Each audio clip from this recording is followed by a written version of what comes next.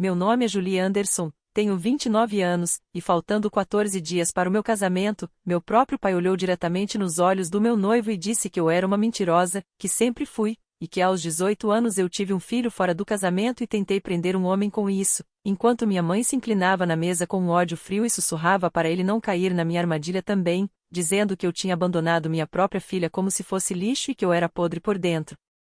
Eu estava sentada ali, em silêncio, vendo as duas pessoas que deveriam me proteger destruírem minha imagem diante do homem que eu amava, e eu não me defendi, não chorei, não saí correndo, porque eles não sabiam que meu noivo já tinha descoberto a verdade muito antes disso, que ele passou 6 meses em silêncio desfazendo cada mentira que eles construíram, peça por peça, sem que ninguém percebesse, e que o que eles não imaginavam era que a pessoa que eles achavam ter apagado da minha vida estava prestes a entrar no nosso jantar de ensaio. Tudo aquilo que eles tentaram enterrar por anos estava prestes a voltar à superfície, e tudo o que eles acreditavam controlar ia desmoronar naquela noite. Eu sou Julie, e essa é a história de como meus pais tentaram destruir minha vida e de como a filha que eles me forçaram a entregar acabou voltando para mudá-la. Mas antes disso, tudo começou 3 anos antes, num corredor de hospital, no dia em que eu o vi de novo depois de 8 anos sem contato. Avançando no tempo, era 20 de dezembro de 2024 quando Ben me pediu em casamento no terraço do apartamento dele em Cambridge. O ar estava gelado e o rio Charles brilhava sob as luzes da cidade como vidro. Ele tinha colocado velas em potes de vidro espalhadas pelo chão porque sabia que eu ia achar brega e ainda assim amar. E quando se ajoelhou ele disse que tinha perdido 8 anos comigo e não queria perder nem mais 8 dias, e eu disse sim antes mesmo dele terminar a frase. O anel era uma safira antiga, de família, pertencente à avó dele, que morreu quando ele tinha 12 anos, e ele sempre dizia que ela era a única pessoa que realmente o entendia, chamando aquilo de um legado para a família que estávamos construindo. Eu deveria ter entendido ali que meus pais dariam um jeito de contaminar tudo. Marcamos o casamento para 29 de março de 2026, na Old South Church para a cerimônia e no Fairmont Copley para a recepção, um casamento clássico em Boston, e eu enviei 128 convites. No dia seguinte, minha mãe ligou para criticar as rosas brancas, dizendo que eram comuns demais e perguntando o que as mulheres da igreja iriam pensar, mas eu tinha escolhido flores simples justamente porque não queriam chamar atenção, porque eu queria que aquele dia fosse sobre mim e Ben, e não sobre impressionar os amigos da igreja da Patrícia Anderson. Mas eu não disse isso. Eu só respondi, eu gosto de rosas brancas, mãe. Ela soltou um suspiro longo, daquele tipo que parece que você decepcionou ela em alguma coisa muito maior do que flores. Bom, é o seu casamento, ela disse, mas o jeito que falou fez parecer mais uma ameaça do que uma concessão. Como se é o seu casamento significasse você vai se arrepender disso depois. A família do Ben era diferente. Os pais dele vieram de Vermont na semana seguinte ao noivado. A mãe dele me abraçou e chorou por um minuto inteiro, como se já me conhecesse há anos. O pai apertou a mão do Ben e disse, com uma calma orgulhosa, você escolheu bem, filho. A irmã dele, Caroline, me puxou de lado na cozinha e falou baixinho, ainda bem que ele encontrou você de novo. Ele estava perdido antes. Eu não soube muito o que responder, porque, no fundo, eu também tinha me sentido perdida por muito tempo. A maior parte do planejamento do casamento ficou comigo. Minha mãe até dizia que ia ajudar, mas cada vez que eu aceitava, vinha uma enxurrada de críticas depois. O lugar era moderno demais, o menu simples demais, os convites sem graça demais. Eu mantinha uma planilha de lugares na minha mesa e refiz aquilo tantas vezes que perdi a conta. Em todas as versões, eu ia afastando mais a mesa dos meus pais da mesa principal, até que na versão final eles ficaram na mesa 8, perto da saída. Eu dizia para mim mesma que era só estresse de casamento, aquela tensão normal entre mãe e filha. Eu estava errada. No começo de março, minha melhor amiga Claire me encurralou na sala de descanso do hospital. A Claire também é enfermeira, trabalha na pediatria, e me conhece desde a faculdade. Ela largou o café na mesa e foi direto ao ponto, minha mãe estava fazendo perguntas estranhas sobre mim. Perguntas como há quanto tempo eu e o Ben estávamos juntos, se eu tinha saído com outras pessoas depois da faculdade, e se ele sabia do meu passado. Meu estômago afundou na hora. Ela não falou o passado exatamente assim, mas estava claramente cavando alguma coisa, insistindo demais. Eu fiquei encarando o chá morno, tentando me manter firme. Eu disse que ela não sabia sobre a Lily, que não podia saber. Era uma adoção fechada, ninguém tinha acesso a nada, nem localização, nem registro aberto, nem contato. Nem eu sabia onde ela estava. Eu queria acreditar nisso com todas as forças enquanto falava. 2 dias depois, meu telefone tocou. Era minha mãe. Ela disse que precisava falar sobre o casamento e sobre o Benjamin. Quando eu perguntei o que tinha acontecido, ela respondeu com aquela voz doce demais, quase falsa: a gente mal conhece ele, querida. Por que vocês não vêm jantar aqui no sábado, às 6? Vou fazer um assado. Não era um convite. Era uma ordem disfarçada de gentileza. Eu quase recusei, mas sabia que dizer não ia virar um drama infinito, culpa, acusações, semanas de indiretas. Então eu aceitei. O Ben estava no mercado quando ela ligou. Quando ele voltou, eu contei sobre o jantar. Ele não mudou a expressão, só colocou a mão no meu ombro e disse: a gente vai junto. Desliguei o telefone com uma sensação estranha, difícil de explicar. Era como caminhar em direção a uma armadilha que eu conseguia ver, mas não conseguia evitar. O Ben disse que íamos enfrentar aquilo juntos. O que ele não sabia era que meus pais estavam planejando algo muito maior. E, sendo honesta, eles também não faziam ideia do que estava prestes a acontecer. Um detalhe sobre a Grace Community Church: não era o tipo de igreja que você imagina quando ouve um drama familiar na Nova Inglaterra. Nada de fogo e enxofre, nada de discurso condenando tudo. Era uma igreja episcopal, bem progressista, liturgia mais leve, bandeiras do arco-íris na entrada, programas de apoio a refugiados, esse tipo de lugar onde a ideia central era compaixão em vez de julgamento, perguntas em vez de certezas. Meus pais eram quase uma relíquia ali dentro. Membros antigos, daqueles que estavam na congregação há mais de 40 anos, desde uma época em que a igreja era bem mais conservadora. Eles nunca realmente acompanharam a mudança, só ficaram porque já estavam lá, por inércia mais do que por concordância. A maioria das pessoas hoje era diferente: famílias jovens, assistentes sociais, professores, gente que escolhia acolhimento em vez de vergonha. E essa diferença importaria mais tarde, quando meus pais tentassem usar a igreja como arma contra mim e esquecessem que aquele já não era mais o mundo deles. Mas para entender o que aconteceu naquele jantar, primeiro precisa entender o que eles estavam tentando proteger. E o que eles esconderam por 8 anos. No outono de 2013, eu tinha 16 anos e estudava no St. Catharines. O Ben tinha 18, estava no último ano. A gente se conheceu na biblioteca. Ele estava desenhando projetos arquitetônicos para o portfólio dele, e eu deveria estar estudando cálculo. Eu perguntei o que ele estava desenhando, e ele me mostrou um esboço de uma casa com varanda grande, janelas amplas, árvores ao redor. Ele disse que era um projeto de futuro, não de faculdade. É o tipo de casa que eu vou construir quando tiver uma família. Ele me deu aquele desenho no meu aniversário de 17 anos. Eu ainda tenho ele guardado até hoje, dobrado exatamente nos mesmos vincos de quando eu costumava carregar comigo o tempo todo.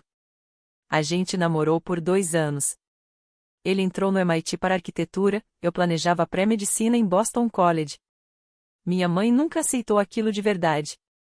Dizia que ele era velho demais para mim, como se 2 anos fossem algum tipo de problema grave, mas na realidade era só mais uma forma dela me enxergar como alguém que sempre estava tomando decisões erradas. A gente tentou ser cuidadoso.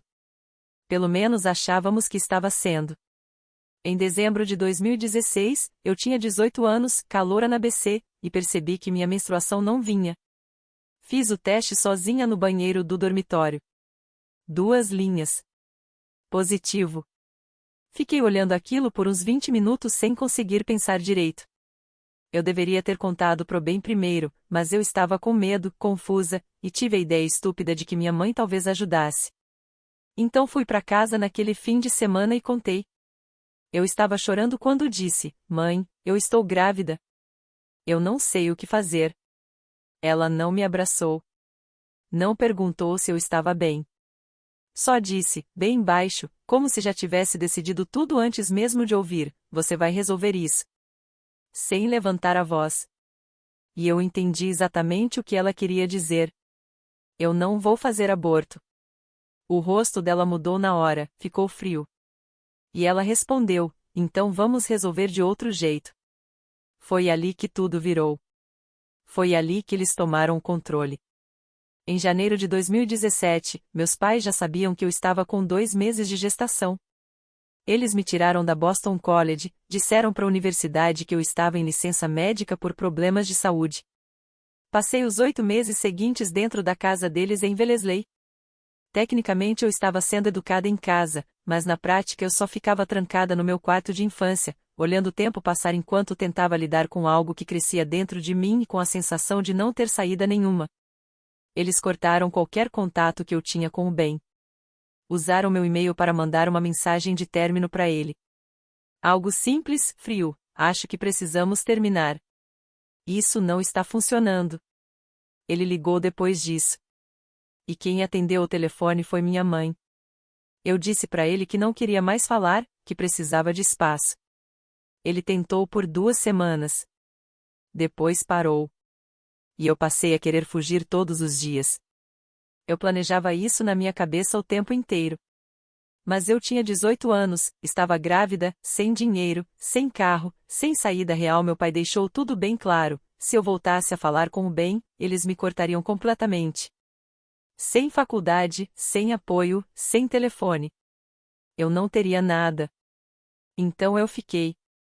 E, ficando, eu acabei deixando que eles planejassem o desaparecimento da minha filha como se fosse uma decisão qualquer. 13 de agosto de 2017. 3h42 da manhã. Hospital Newton Wellesley. O trabalho de parto durou 16 horas. Meus pais estavam lá.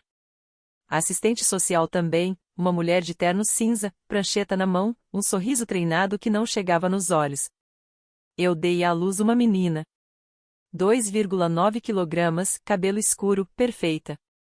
Eu pedi para segurá-la.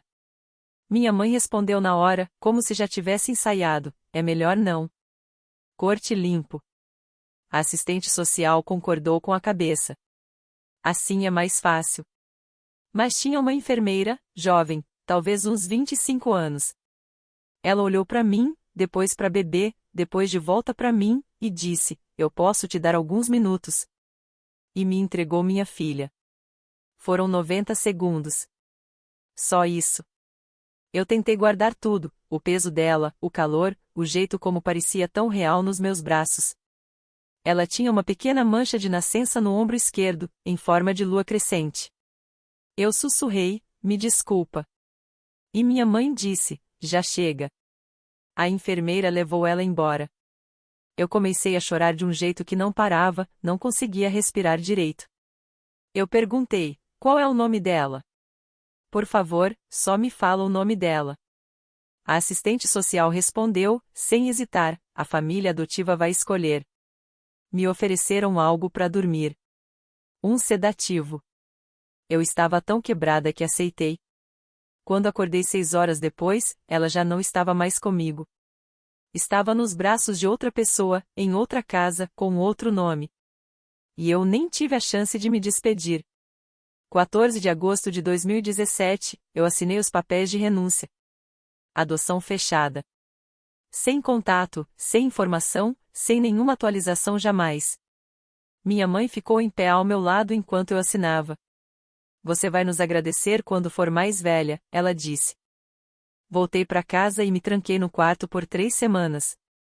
A depressão veio como um impacto seco, brutal. Eu não comia direito, não dormia, não conseguia pensar em nada além daqueles 90 segundos. Meus pais agiam como se nada tivesse acontecido. Em menos de uma semana, meu quarto improvisado de bebê já tinha virado um quarto de visitas. Não adianta ficar presa nisso, minha mãe disse. Em outubro de 2017, comecei terapia. A terapeuta era gentil, paciente. Ela disse que aquilo tinha sido uma perda traumática, que luto não segue prazo.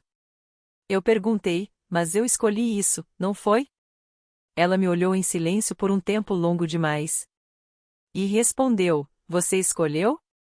Todo ano, no dia 13 de agosto, pelos 8 anos seguintes, eu faltava ao trabalho, ficava na cama, contando as horas desde a última vez que segurei minha filha. 90 segundos. Era tudo o que eu tinha. Meus pais nunca perguntaram por que eu sempre ficava doente nesse dia. Eles sabiam. E no 8º ano, o dia que deveria me destruir como todos os outros, o bem voltou para minha vida. Em 2018, eu entrei na faculdade de enfermagem na Simons University. Eu não consegui salvar minha filha. Talvez eu pudesse salvar a vida de outra pessoa. Me formei em maio de 2021 e comecei a trabalhar no Boston Children's Hospital um mês depois, na ala pediátrica. Cada bebê que eu segurava era um lembrete silencioso do que eu tinha perdido. Minha terapeuta dizia que aquilo podia ser tanto autopunição quanto tentativa de cura ou os dois ao mesmo tempo. Eu mantive contato mínimo com meus pais, só feriados, conversas superficiais, sem nunca tocar no assunto de verdade. O que aconteceu entre nós ficou enterrado, mas eu pensava nela todos os dias. Por fora, minha vida parecia normal: trabalho, apartamento em Cambridge, amigos, terapia. Eu até saí com algumas pessoas, mas nada sério. Ainda assim, todo 13 de agosto eu simplesmente sumia. O ritual era sempre o mesmo. Eu dirigia até o estacionamento do Newton Wellesley Hospital. Parava na mesma vaga onde meus pais tinham estacionado naquela noite. E ficava ali, imóvel. Eu contava os anos em silêncio: primeiro aniversário, segundo, quinto. E me perguntava coisas que nunca tinham resposta. Como ela é? Ela sabe que foi adotada? Ela pensa em mim? 13 de agosto de 2022, eu estava lá de novo, e sussurrei dentro do carro: hoje você faz 5 anos, você gosta do jardim de infância? Você tem meus olhos? Claro que ninguém respondeu. Uma vez, a Claire me perguntou por que eu nunca tentava procurar minha filha. Eu respondi que adoção fechada significava que ela não queria ser encontrada. Eu estava errada até sobre isso. No meu apartamento, eu guardava uma caixa pequena no fundo do armário. Dentro dela, havia 8 cartões de aniversário, um para cada ano. Todo 13 de agosto, eu escrevia um novo, colocava no envelope e guardava junto dos outros. Eu nunca enviei nenhum deles. Não havia endereço, não havia caminho, não havia ponte entre nós. Mesmo assim, eu escrevia. Enquanto eu vivia esse luto silencioso, o Ben também carregava o próprio inferno, embora eu só tenha descoberto isso depois. Ele me contou anos mais tarde que se formou no MIT em 2020, abriu um escritório de arquitetura com um amigo da faculdade e começou a pegar projetos em Boston. Ele chegou a sair com outras pessoas, mas nada ficava. Todas as relações pareciam substituição, ele me disse depois. E eu não conseguia te substituir. No caderno de esboços dele, de 2018, havia páginas e páginas de casas diferentes. Mas todas tinham um detalhe em comum: um quarto de bebê voltado para o leste, sempre marcado como a luz da manhã. Ele não sabia explicar por que sempre desenhava aquilo. Até que o trabalho dele o levou até o Boston Children's Hospital. A empresa dele conseguiu um contrato para projetar a expansão de uma nova ala pediátrica. Ele teria que ir ao hospital para medições e reuniões com a administração. Coincidência pura. 15 de março de 2023. Eu estava fazendo minha ronda no 4º andar quando um administrador entrou com um arquiteto para medir o espaço da expansão. O arquiteto se virou. E eu vi ele. 8 anos. Ele estava mais velho, mais marcado, mas era ele. Nossos olhares se cruzaram, e por um segundo tudo parou. O administrador disse: Julie Anderson, este é Benjamin Foster, da Foster & Homes Architecture. Benjamin, esta é a Julie, uma das nossas enfermeiras pediátricas. Ben respondeu na hora, sem hesitar: na verdade, a gente se conhece. Eu não consegui dizer nada. Ele só olhou para o administrador e falou: um café, por favor. 1 hora depois, a gente já estava sentado na cafeteria do hospital, 2 cafés na mesa esfriando entre nós como se o tempo também tivesse parado ali. Ele disse que tinha 3 horas para falar comigo, mas pareceu muito mais. Disse que nunca tinha deixado de pensar em mim e que nunca entendeu por que eu tinha sumido. Eu contei a verdade, ou pelo menos parte dela. Contei que meus pais tinham nos separado à força, que eu estava grávida quando isso aconteceu, e que tive uma filha em agosto de 2017, entregue para adoção. O que eu não contei, o que eu realmente acreditava naquela época, era que a bebê era dele. O tempo batia quase certo. A gente tinha terminado em janeiro. Eu pensei que talvez tivesse engravidado logo depois, num momento confuso, com outra pessoa. Na minha cabeça quebrada, aquilo fazia algum sentido mesmo que não fizesse nenhum. Trauma funciona assim. Não organiza. Só embaralha tudo. E eu estava errada. Mas eu só descobriria isso 2 anos depois. Entre abril e dezembro de 2023, a gente começou a se ver de novo. Devagar. Com cuidado. 2 adultos quebrados tentando não desmontar de novo. Ele perguntava da minha filha com frequência. Você sabe onde ela está? Adoção fechada. Eu não tenho acesso a nada. Você queria encontrar ela? Todo dia. Mas eu não tenho esse direito. A gente foi se aproximando outra vez, talvez até mais do que antes, porque agora a gente sabia exatamente como era perder um ao outro. Em novembro de 2023, o Ben começou a ir comigo para terapia. Terapia de casal. A terapeuta era especializada em trauma de adoção. Ele escutava tudo com atenção, fazia perguntas, anotava coisas. Eu achava que ele só queria me entender melhor. Eu não percebia que ele estava montando algo maior. 20 de dezembro de 2024, ele me pediu em casamento no terraço do apartamento em Cambridge. O anel de safira da família dele brilhando no frio.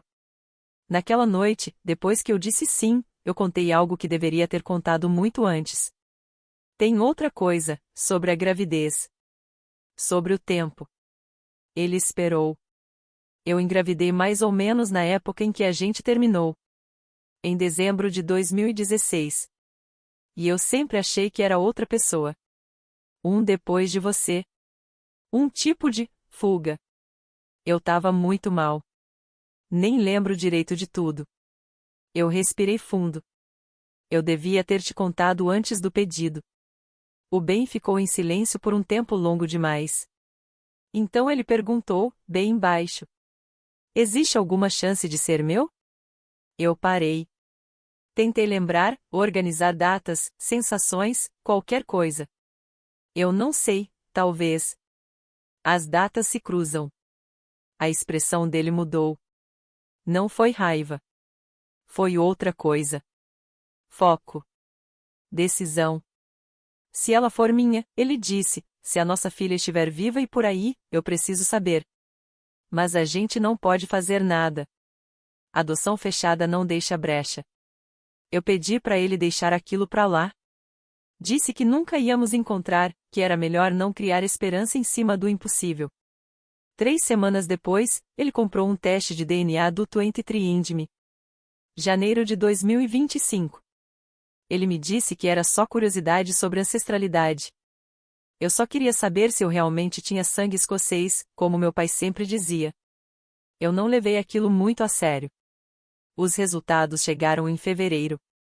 Um relatório padrão, herança europeia comum, um pouco de norueguês, irlandês, alemão, nada de parentes próximos, nenhum vínculo familiar relevante. O Ben ficou olhando para a tela por um tempo longo demais. Depois disse, quase baixo, nada. Eu respondi, eu te falei, provavelmente ela nem está nesses bancos de dados. Ele assentiu, mas dava para ver a decepção ali, mesmo que ele tentasse esconder. O que a gente não sabia é que esses bancos de DNA não são estáticos.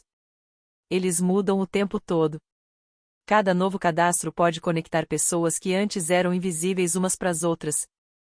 E 6 meses depois, tudo virou de cabeça para baixo. Agosto de 2025.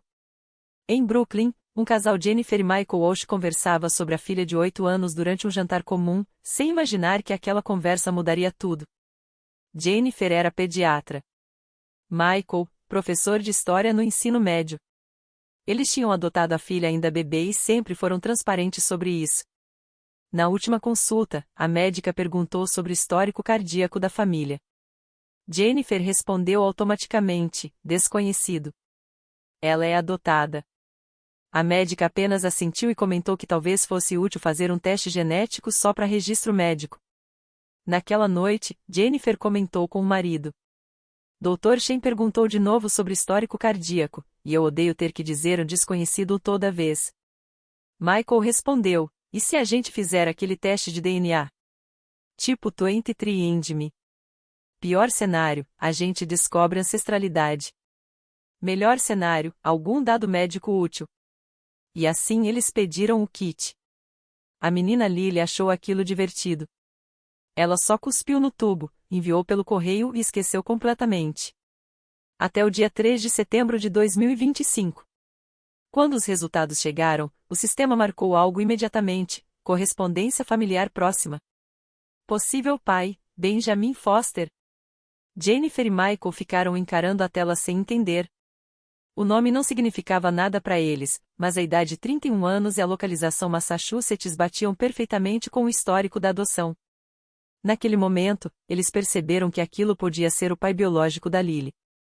No mesmo instante, do outro lado de Boston, o celular do Ben vibrou.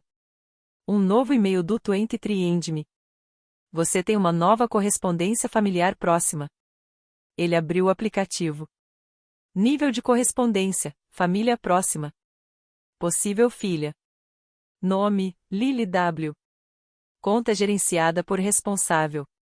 Idade: 8 anos. Localização: Massachusetts. Ele me contou depois que ficou olhando aquilo por uma hora inteira sem conseguir respirar direito. Lily, nascida em agosto de 2017, em Massachusetts. Tinha que ser ela. Nossa filha. Mas ele não me contou naquele momento. Ele precisava ter certeza absoluta. Porque criar esperança em mim, e depois estar errado, seria algo impossível de reparar. Então ele fez o que sempre fazia quando o mundo saía do controle. Ele montou um plano.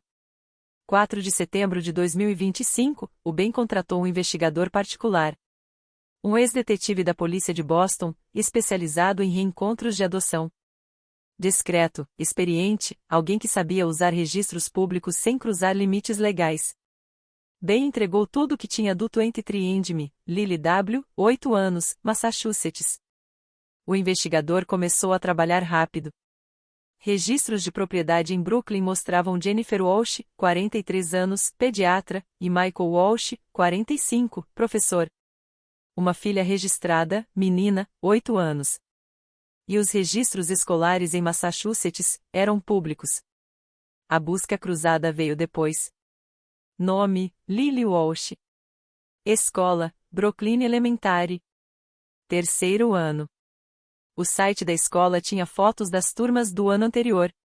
Segundo ano, primeira fila, terceira da esquerda, camiseta roxa, cachos escuros, sorriso com dente faltando. O investigador colocou tudo no relatório. 23 páginas. A foto estava na primeira. O Ben me contou depois que, quando viu aquela imagem, foi como se o ar saísse do corpo dele.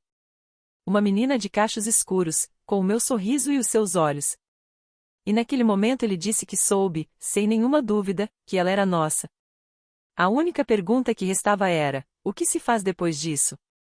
21 de setembro de 2025. O Ben me chamou para o apartamento dele. Tinha aquele rosto sério, mas a voz estava estranhamente calma. Eu encontrei ela, ele disse. Eu achei que ele estava brincando. Encontrou quem? Ele virou o celular para mim. O match do 23andMe. O relatório do investigador. A foto da escola. Eu desmoronei ali mesmo. Não lembro direito da hora seguinte. Só lembro de chorar. De ele me segurando. De eu repetir sem parar: como? Como isso é possível? E ele foi explicando tudo: o DNA, a coincidência que não era coincidência, o investigador, cada peça se encaixando como um quebra-cabeça que a gente nem sabia que existia. Até que ele disse algo que me destruiu de novo. Julie, o teste diz que o pai sou eu. Não é outra pessoa. Sou eu. Aquilo mudou tudo. Porque significava que eu não tinha perdido só 8 anos da vida da minha filha. Eu tinha perdido 8 anos da vida do homem que também era o pai dela. Do Ben. Do cara que teria lutado por nós se soubesse. Outubro de 2025. O Ben contratou uma advogada de família, Ellen Strickland, especializada em casos de adoção. A gente não queria reverter a nada. Não funciona assim. O objetivo era outro: tentar estabelecer contato, ver se a família adotiva estaria aberta a algum tipo de comunicação. Pela lei de Massachusetts, isso só acontece se os pais adotivos concordarem. Se não quiserem, não existe caminho legal para forçar. A advogada enviou uma carta formal para Jennifer e Michael Walsh. Nela estava escrito: represento Julie Anderson e Benjamin Foster, pais biológicos de Lily Elizabeth Walsh, de 8 anos. Meus clientes tomaram conhecimento recente da relação genética por meio de teste de DNA e buscam apenas estabelecer contato, caso a família adotiva esteja aberta a essa possibilidade. Não se trata de contestação da adoção, mas de um pedido de reconexão voluntária. E então, a gente esperou. 3 semanas sem resposta. Eu comecei a aceitar que a adoção fechada talvez realmente significasse a fechada para sempre.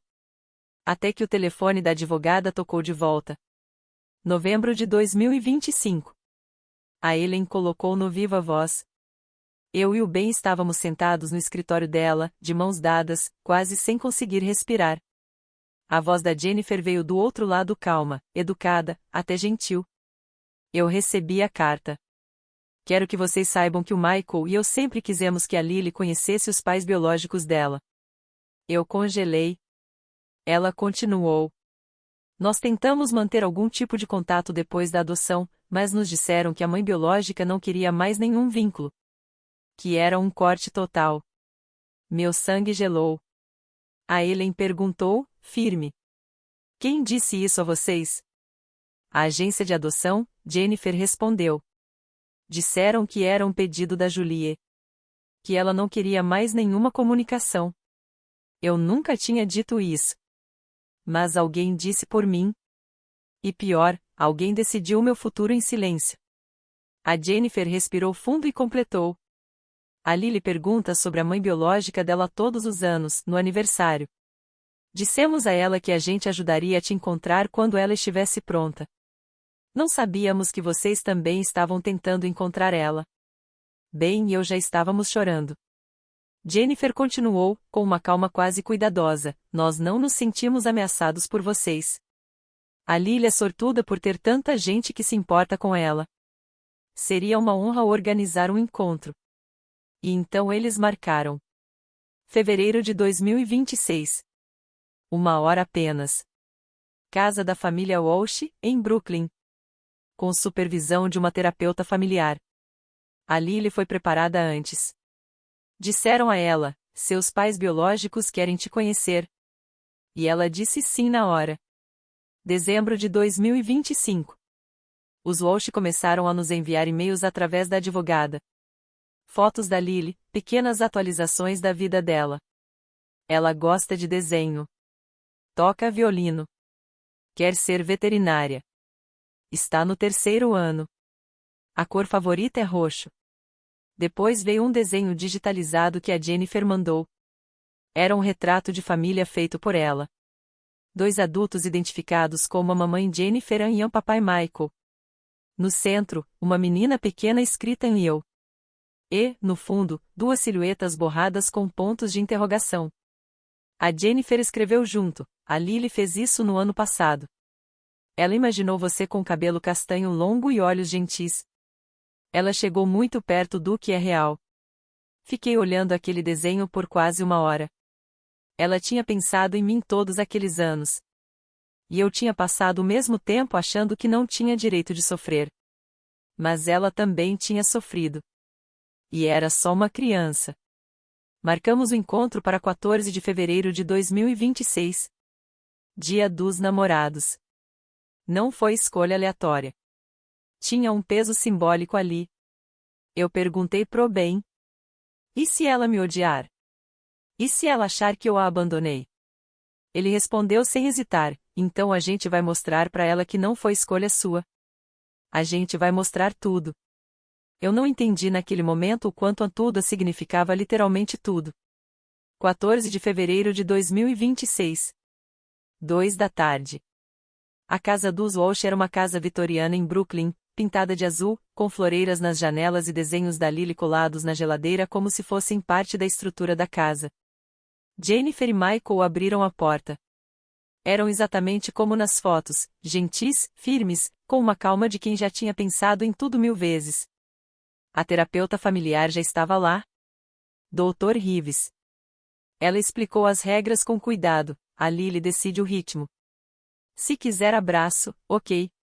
Se não quiser, tudo bem. Nada é imposto. Aquilo era a história dela tanto quanto era nossa. E então a porta do corredor abriu. Ela entrou. Pequena. 8 anos. Cachos escuros. Vestido roxo. Ela me olhou. Eu olhei de volta. E eu esqueci como respirar. Você é a Julie? Ela perguntou. Sem a mãe. Só Julie. Eu assenti. Minha voz não saiu. Ela disse, eu tava esperando pra te conhecer. Na mão dela tinha um álbum feito à mão, papel colorido, glitter, letras coladas tortas dizendo, Vida da Lily. Fui eu que fiz, ela explicou. Tem fotos da minha vida. Pra você ver o que perdeu. Cada página era um impacto diferente. Lily bebê. Primeiro aniversário. Primeiro dia de escola. Recital de violino. Exposição de arte. Ela ia explicando tudo com uma naturalidade assustadora, como se estivesse mostrando um diário comum, não uma vida inteira. Sem raiva. Sem drama. Só verdade. Quando terminou, ela fechou o álbum devagar e me olhou. Você queria me ficar? A pergunta bateu como algo físico. E me quebrou inteira. Sim, eu disse. Eu queria ter ficado com você mais do que qualquer coisa. Mas eu tinha 18 anos, e meus pais e seus avós biológicos disseram que eu não podia. Eles falaram que você teria uma vida melhor com outra família. Então eu obedeci, e me arrependo disso todos os dias desde então. Ela ficou em silêncio, processando tudo. Depois perguntou, bem direto, então por que vocês não vieram me procurar? O Ben respondeu antes de mim, porque a gente não sabia como, até agora. A Lily olhou para nós dois, alternando o olhar com calma. Então vocês são tipo, meus pais originais? Eu respirei fundo. Sim. Ela deu de ombros, como se aquilo fosse simples demais para ser pesado. Legal. Vocês querem ver meu quarto? O quarto dela era pintado de azul claro, com estrelas no teto, um violino num canto e desenhos espalhados por todas as paredes. Um deles chamou minha atenção na hora. O mesmo retrato de família com as figuras borradas. Ela percebeu meu olhar. Eu fiz isso no ano passado, ela disse. Eu não sabia como vocês eram, então desenhei sombras. Ela fez uma pausa, já pegando canetinhas. Mas agora eu posso terminar. Ela começou a desenhar por cima das silhuetas. Me desenhou com cabelo castanho longo e um sorriso suave. Desenhou bem mais alto, com óculos mesmo ele não usando óculos na vida real, escreveu embaixo, Julian e Ben. Não a mamãe e a papai. Só nossos nomes. E, de algum jeito, aquilo fez sentido.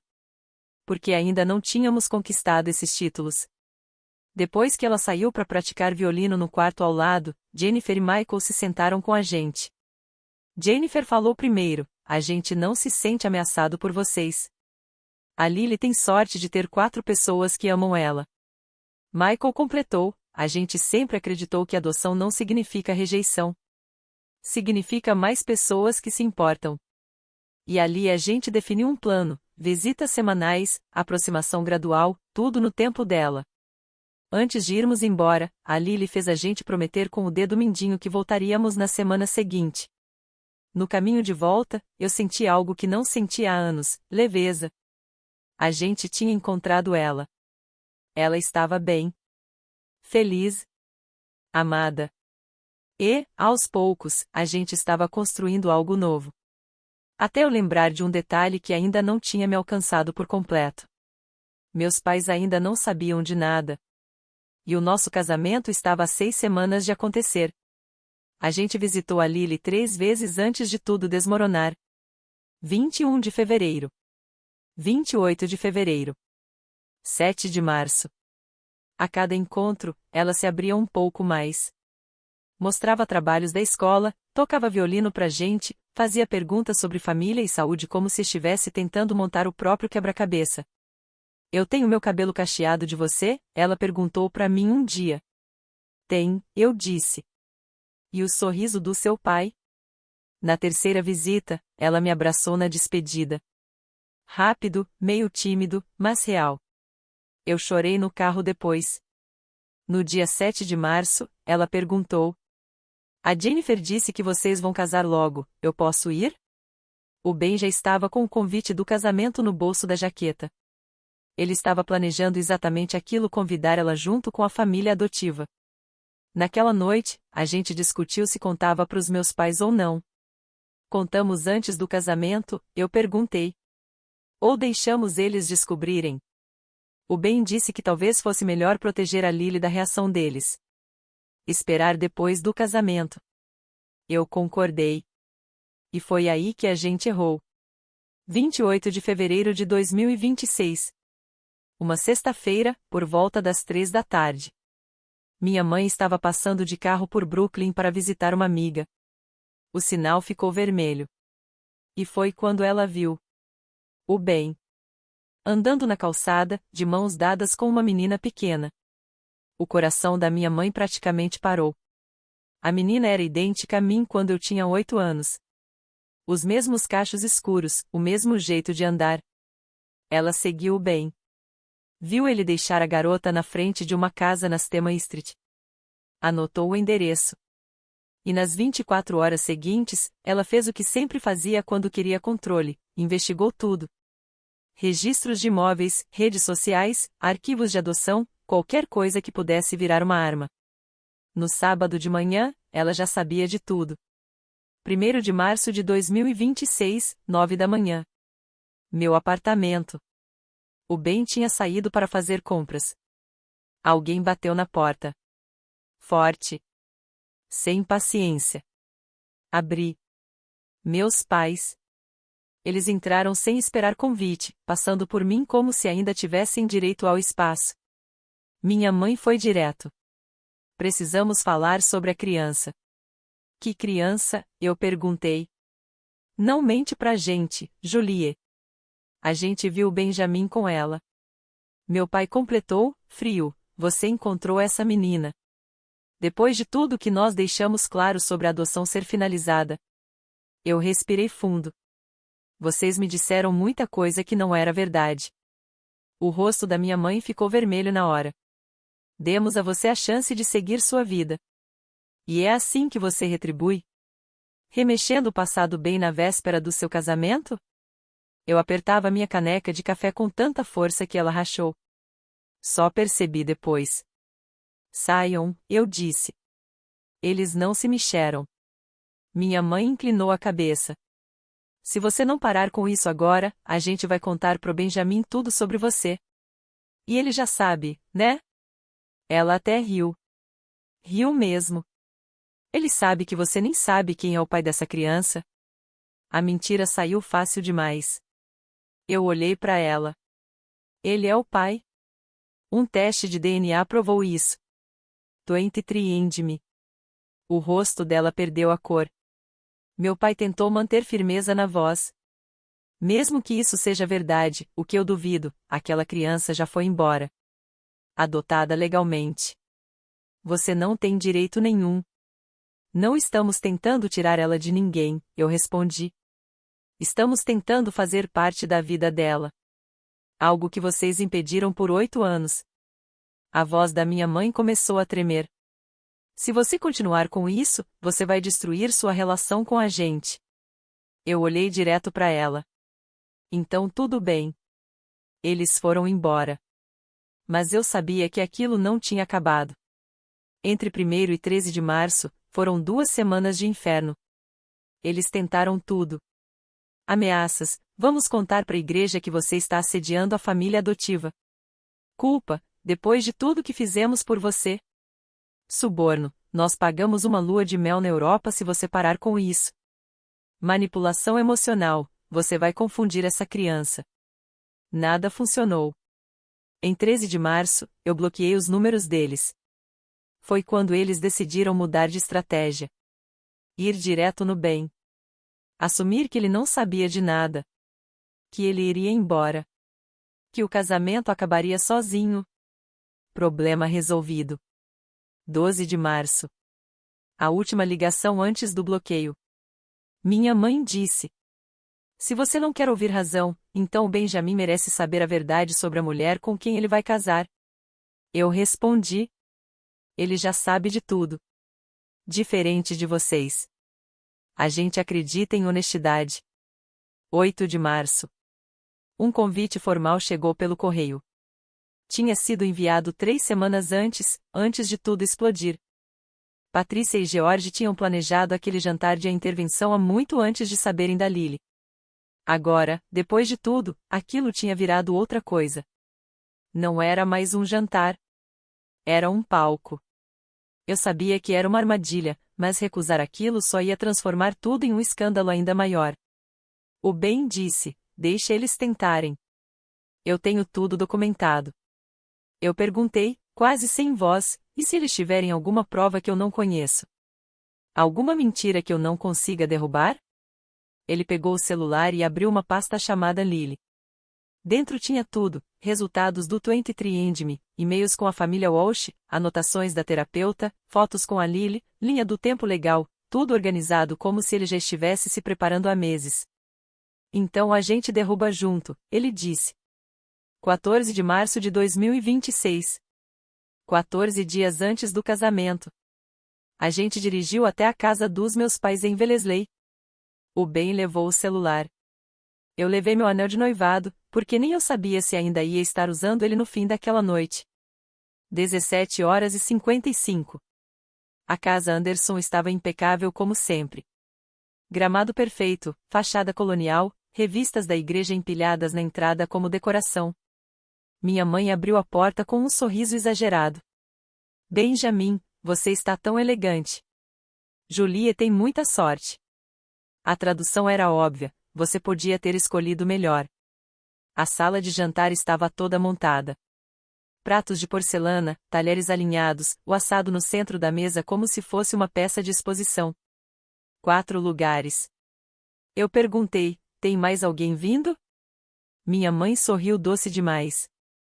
Só a família. A 4ª cadeira estava vazia. Eu achei que fosse simbólica. Não era. Sentamos. Meu pai fez a oração. Longa. Demorada. Cheia de indiretas sobre a verdade e o caráter no casamento. Depois, minha mãe serviu a comida. E, exatamente quando eu levantei o garfo pela primeira vez, meu pai olhou direto pro Ben.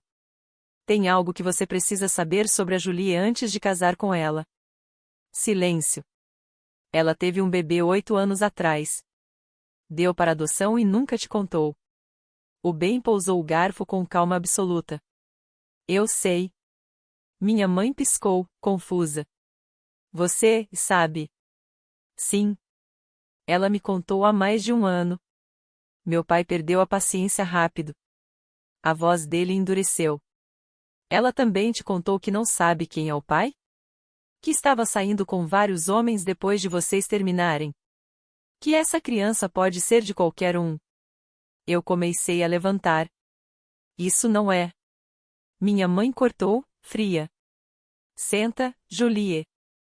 Os adultos estão falando. Eu sentei. Não porque obedeci. Porque naquele momento eu entendi o jogo deles. Minhas mãos estavam fechadas debaixo da mesa. A mão do Ben encostou na minha. E ficou ali. Meu pai continuou. Ela tentou prender outro homem com aquele bebê. E quando não conseguiu, descartou a criança como se não fosse nada. O Ben respirou fundo, devagar. Colocou o garfo de lado. E então olhou direto pro meu pai. Na verdade, ele disse com uma calma assustadora: eu sei exatamente quem é o pai. Pausa. E a sua filha não é uma mentirosa. Você é. O ar mudou na hora. Meu pai travou. O que você está falando? O Ben nem desviou o olhar. Eu sou o pai. O teste de DNA confirmou. 23andMe me confirmou há 6 meses. O rosto da minha mãe ficou branco. Meu pai soltou, quase sem acreditar. Isso é impossível. A linha do tempo. O bem interrompeu, direto. Agosto de 2017. Julia e eu estávamos juntos em dezembro de 2016. A voz do bem estava firme, sem pressa, como se ele já tivesse ensaiado aquilo 1000 vezes. Vocês nos separaram em janeiro de 2017, quando ela estava com 2 meses de gravidez. Vocês forçaram uma adoção fechada para esconder a vergonha de vocês. Ele inclinou levemente a cabeça. Quer que eu continue? Minha mãe tremia. Você não tem direito nenhum de... Não tenho direito ao quê? O bem interrompeu. De conhecer a minha própria filha? Curioso conceito vindo de futuros avós. Meu pai se levantou na hora. Mesmo que você seja o pai, o que eu duvido, essa criança já foi embora. Foi adotada legalmente. Você não tem direito nenhum. O bem nem piscou. Na verdade, a gente está em contato com ela há 6 semanas. A voz da minha mãe saiu quebrada. O quê? O bem colocou o celular na mesa, virado para cima. Ela se chama Lily, ele disse. Lily Elizabeth Walsh. Mora no Brooklyn com Jennifer e Michael Walsh. Pessoas incríveis, que realmente a amam. E ela sabe que somos os pais biológicos dela. Ele desbloqueou uma foto. Mostrou para eles. Era do dia 7 de março. A Lily no meio, sorrindo. Eu e o Ben ao lado dela. E ela segurando uma plaquinha torta que dizia, te vejo no jantar de ensaio. Minha mãe se inclinou para frente, o olhar carregado de veneno. Não deixa isso te enganar também. Ela abandonou a própria filha como se fosse lixo. Ela é podre por dentro. A voz do Ben ficou ainda mais baixa. Ela não abandonou ninguém. Vocês roubaram a filha dela. E agora vão perder a própria. Minha mãe levantou num salto, tremendo de raiva. Se você continuar com esse circo, nós não vamos ao seu casamento. Vamos contar para a igreja inteira que tipo de mulher ela é. Todo mundo vai saber o que vocês fizeram. O Ben também se levantou. E abriu outra pasta no celular. Então deixa eu te mostrar o que a gente tem. Ele começou a listar, sem hesitar. Resultados do 23andMe me confirmando paternidade. E-mails da família Walsh que tentaram contato com a Julia por anos, até vocês bloquearem. Anotações da terapia dela, tratando o trauma. Registros hospitalares mostrando que ela tentou recusar a adoção. Linha do tempo legal mostrando a pressa suspeita no processo. E depoimentos da Jennifer Walsh sobre cartas que vocês interceptaram. Meu pai cerrou os dentes. Então vocês estavam montando um caso contra nós. O Ben negou. Não. A gente estava protegendo a Lily de vocês. Tem diferença. Minha mãe respirou fundo, tentando recuperar controle. Se essa criança aparecer no casamento de vocês, nós vamos levantar no meio da cerimônia e nos opor. Eu me levantei. O anel ainda estava no meu dedo. Olhei direto para ela. Então vocês não vão ser convidados. Ela regalou os olhos. Você não pode excluir seus próprios pais. Eu respondi, sem hesitar. Assiste. Por um segundo, ela perdeu o controle. Tá bom. Então faz essa reunião ridícula. Mas eu vou ligar hoje para a família Walsh. Vou dizer que vocês são instáveis, que estão assediando eles.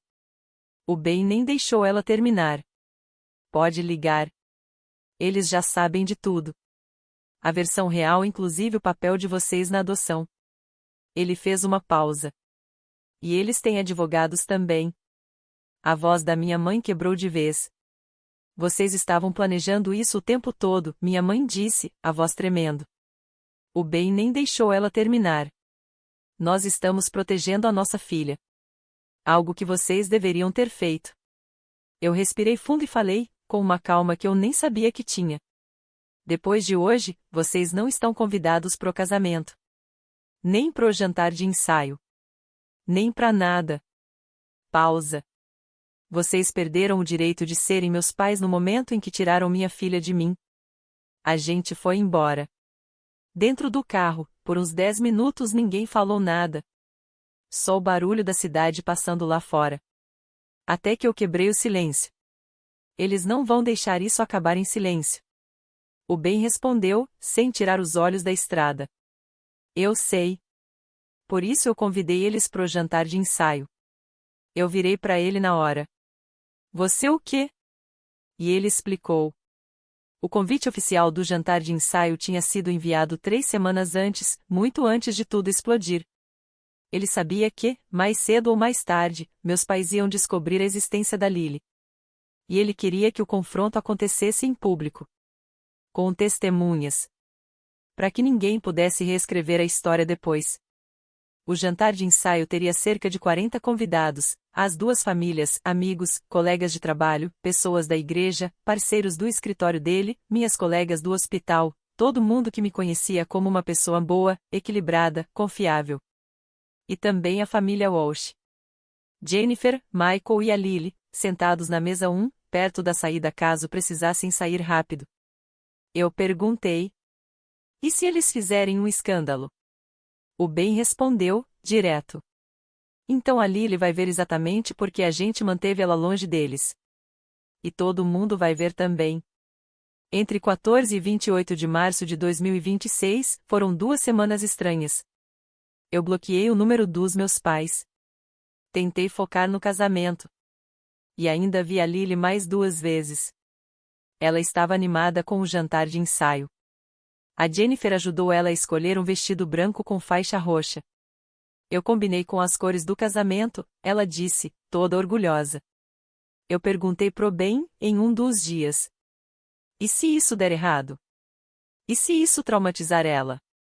Ele respondeu sem hesitar. Ela é mais forte do que você imagina. E ela merece saber a verdade sobre por que a vida dela é do jeito que é. 28 de março de 2026. 18 horas. Fairmont Copley Plaza, sala de eventos privada. A gente juntou o jantar de ensaio com uma recepção de boas-vindas para os convidados de fora da cidade. 40 pessoas no total. A família do Ben de Vermont, meus colegas do hospital, parceiros do escritório de arquitetura dele, amigos da faculdade, 5 membros da igreja, os únicos que realmente me conheciam de verdade. E a família Walsh. Jennifer, Michael e a Lily sentados na mesa 1, perto da saída. Meus pais chegaram às 18h15. Atrasados. Fazendo entrada. Minha mãe vestia azul marinho e pérolas. Meu pai, terno impecável. Eles pareciam exatamente o casal respeitável em que todo mundo da igreja sempre acreditou que eles eram. A irmã do Ben, a Caroline, se inclinou e sussurrou. Eles realmente vieram. Tá pronta? Eu respondi. Não. Mas vamos mesmo assim. O jantar começou. A comida estava boa. Salmão, legumes assados. As conversas fluíam. Risos espalhados pela sala. Os discursos começaram. O padrinho contou uma história do Ben na faculdade. A madrinha de honra, Claire, contou uma história minha da enfermagem. O pai do Ben se levantou e falou sobre reencontrar o amor, sobre segundas chances na vida. E a noite seguiu, sem parecer que estava prestes a desmoronar. Meus pais ficaram sentados o tempo todo, duros, sem expressão, como se nada do que estava acontecendo ali tivesse impacto neles. Então o Ben se levantou. A sala inteira mudou de atmosfera na hora. Ele disse: Alguns de vocês sabem que a Julia e eu namoramos no ensino médio. O que talvez vocês não saibam é que ficamos separados por 8 anos. Ele fez uma pausa curta. Não por falta de sentimento, mas por circunstâncias fora do nosso controle. Família. Silêncios. Decisões tomadas por outras pessoas. O olhar dele passou de leve pelos meus pais. Mas há 3 anos a gente se reencontrou. E dessa vez, nada ia separar a gente de novo. Ele me olhou por um segundo. A Julie é a pessoa mais forte que eu já conheci. Ela sobreviveu a coisas que teriam destruído muita gente, e mesmo assim continuou sendo gentil. Silêncio. E tem alguém aqui que queria dizer oi? Ele fez um gesto em direção à porta. A porta se abriu. Jennifer Walsh entrou segurando a mão de uma menina pequena. Vestido branco.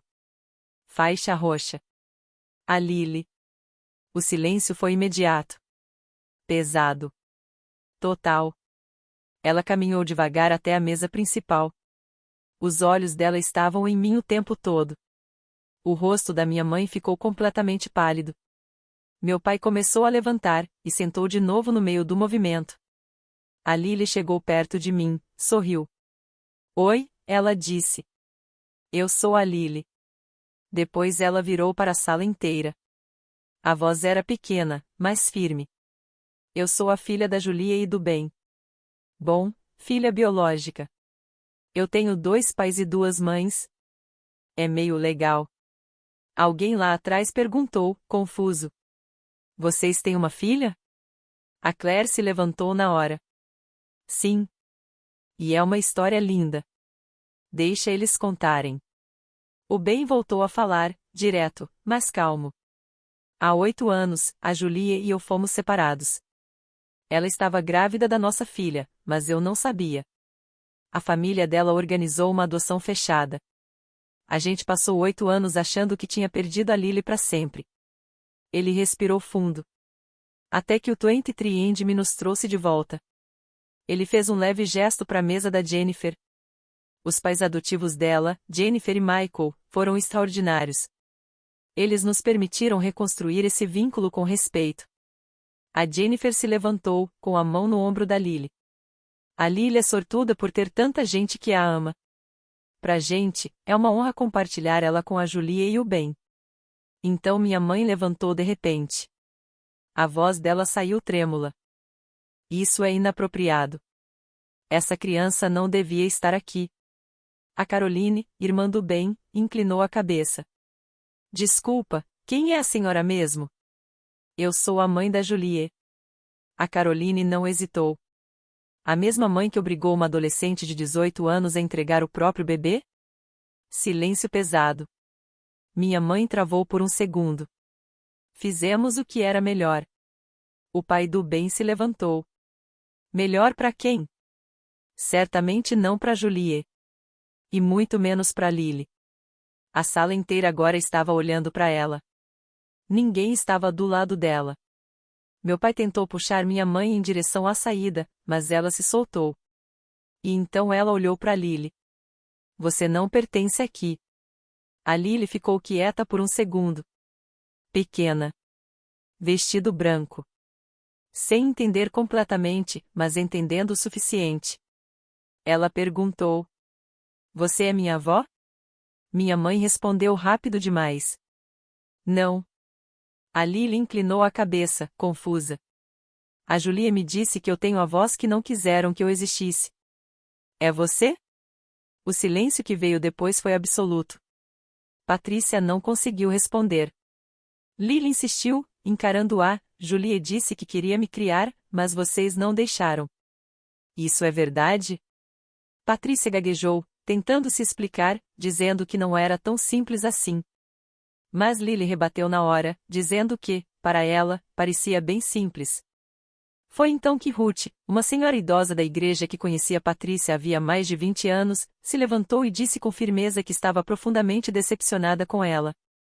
A partir daí, uma após a outra, as pessoas começaram a se manifestar. Um colega do hospital elogiou o caráter de Julie, dizendo que ela era a enfermeira mais compassiva que conhecia e merecia ser feliz. O sócio de negócios de Ben afirmou que aquela família era algo bonito e que quem não conseguisse enxergar isso deveria ir embora. Até membros da própria igreja se voltaram contra Patrícia, questionando como alguém poderia obrigar uma filha a abrir mão do próprio filho, lembrando que aquilo não tinha nada a ver com os ensinamentos de Jesus.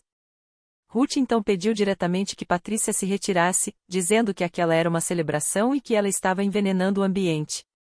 Minha mãe agarrou o braço do meu pai, caminhou em direção à saída, parou por um instante, se virou e disse que eu e todos ali iríamos me arrepender daquilo, antes de sair com ele pela porta.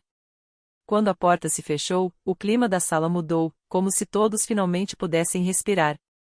E então alguém começou a aplaudir, seguido por outro, até virar uma salva de palmas geral, não pela expulsão dos meus pais, mas pela força de Julie, pela lealdade de Ben, pela coragem de Lily e pela generosidade da família Walsh. Lily, confusa, perguntou por que estavam aplaudindo, e eu respondi que era porque agora éramos uma família, todos nós. Ela perguntou se realmente todos, e eu disse que sim. Ela me olhou tímida, mas esperançosa, e perguntou se podia me chamar de mãe ou se isso seria estranho porque ela já tinha uma mãe, e eu, chorando, disse que ela podia me chamar do que fizesse sentido para ela. Depois de pensar um pouco, ela decidiu me chamar de a mãe Julia e a mãe Jennifer, e eu segurei sua mão pela primeira vez sem supervisão de nenhum terapeuta, depois de 8 anos. A festa continuou como se finalmente tivesse encontrado paz. Lily conheceu os pais de Ben, seus outros avós, que choraram, a abraçaram e lhe deram um ursinho de pelúcia que guardavam há anos. No dia seguinte, nos casamos em 29 de março de 2026, às 3 da tarde, na Old South Church em Boston, com 128 convidados. Patrícia e George não estavam entre eles. Lily foi a florista, de vestido branco e flores roxas, caminhando pelo corredor antes de mim, enquanto Ben chorava ao nos ver. A cerimônia foi perfeita, com votos prometendo sempre escolher a verdade em vez do conforto e o amor em vez do medo, e o pastor lembrou que o casamento também é sobre a família que se constrói. Nas fotos, Lily ficou entre mim e Ben, de mãos dadas, imagem que hoje fica na nossa lareira ao lado de uma Polaroid do hospital tirada 8 anos antes. A recepção foi leve, sem drama, só alegria, como se finalmente tudo tivesse encontrado seu lugar. Patrícia e George nem tentaram aparecer. Simplesmente sumiram, como se nunca tivessem estado ali. Na recepção, tivemos nossa primeira dança como casal. Pouco depois, Lily, ainda com o vestido de florista, se aproximou e perguntou se também podia dançar com a gente. A puxamos para a pista sem pensar 2 vezes. O fotógrafo registrou um instante, nós 3 de mãos dadas em círculo, rindo como se nada mais no mundo importasse. Jennifer e Michael assistiam de lado, sorrindo de verdade, sem tensão, apenas em paz com aquilo tudo. Os pais do Ben estavam emocionados, chorando baixinho de felicidade. Uma semana depois do casamento, enviei uma carta registrada para os meus pais. Curta, direta, sem espaço para interpretação.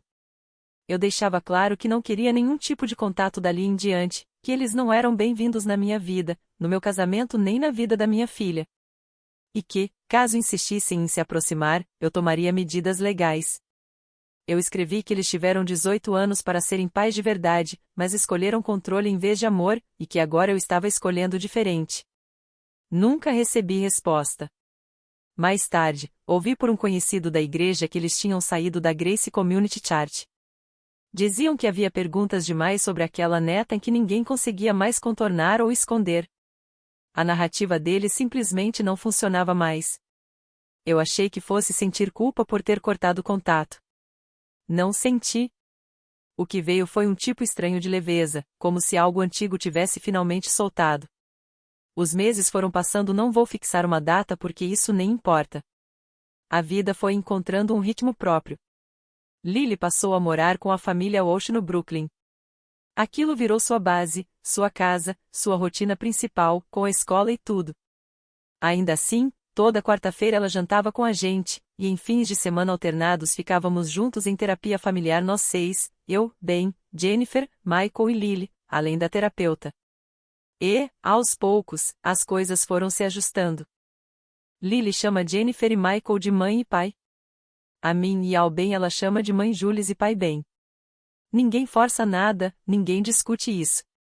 Na escola dela, os formulários têm 4 contatos de emergência. Festas de aniversário têm 4 responsáveis. A gente só organiza a vida em conjunto, como se sempre tivesse sido assim. Ela tem um quarto na nossa casa agora, pintado de roxo, escolha dela, junto com desenhos e violino. É quase igual ao quarto que ela tem na casa dos Walsh. Uma vez, ela disse para um colega da escola, como se fosse a coisa mais normal do mundo: eu tenho 4 pais. É tipo ter um sistema de segurança completo. Algumas pessoas perguntam se eu me arrependo de ter me afastado dos meus pais. Não me arrependo. Eu me arrependo do tempo que passei tentando conquistar amor de quem nunca soube dar isso, mas não me arrependo por um segundo de ter lutado para ter minha filha de volta. Existem famílias que você nasce dentro. Outras que você constrói. E algumas as que realmente valem tudo você precisa lutar com todas as forças para recuperar. Nós fizemos as 3 coisas. E isso ainda não acabou.